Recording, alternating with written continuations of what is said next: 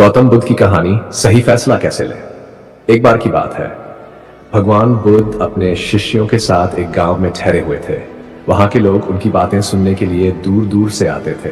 सबको बुद्ध की बातें बहुत अच्छी लगती थी क्योंकि उनकी बातें सीधे दिल को छू जाती थी। एक युवक की परेशानी। एक दिन एक नौजवान उनके पास आया और बोला, गुरुदेव, मैं अपनी जिंदगी में सही फैसले नहीं ले पाता। कई बार मन में दुविधा होती है कि कौन सा रास्ता सही है और कौन सा गलत। कभी लगता है कि मैंने सही किया, लेकिन बाद में पछताना पड़ता है। क्या आप मुझे इसका हल बता सकते हैं? बुद्ध ने उसे ध्यान से देखा और मुस्कुराते हुए बोले, मैं तुम्हें एक छोटी सी कहानी सुनाता हूं, शायद इससे तुम्हें जवाब मिल जाए। दो रास्तों का चुनाव। एक व्यापारी को एक दूर के गांव में अपना सामान बेचने जाना था। रास्ते में उसे दो रास्ते मिले। पहला रास्ता लंबा था लेकिन साफ और सीधा था।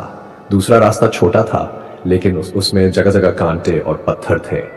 व्यापारी ने सोचा कि छोटा रास्ता चुनने से वह जल्दी पहुंच जाएगा, इसलिए उसने वही रास्ता पकड़ लिया।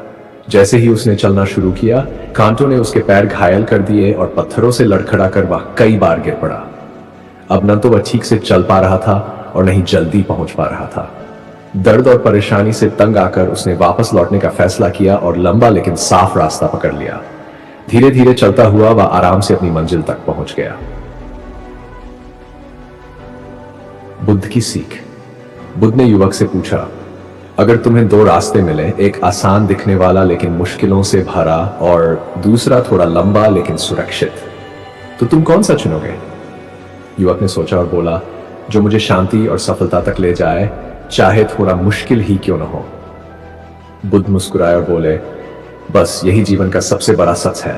बहुत बार हमें ऐसे रास्ते मिलते हैं जो पहली नजर में आसान और फायदेमंद लगते हैं, लेकिन वे हमें नुकसान पहुंचा सकते हैं। वहीं जो रास्ता थोड़ा कठिन लगता है, वह हमें सही मंजिल तक पहुंचाता है। इसलिए जल्दबाजी में कोई भी फैसला मत लो। सोचो, समझो और फिर सही फैसला करो। सीख। युवक को समझ आ गया कि हर फैसला जल्दबाजी में नहीं लेना चाहिए।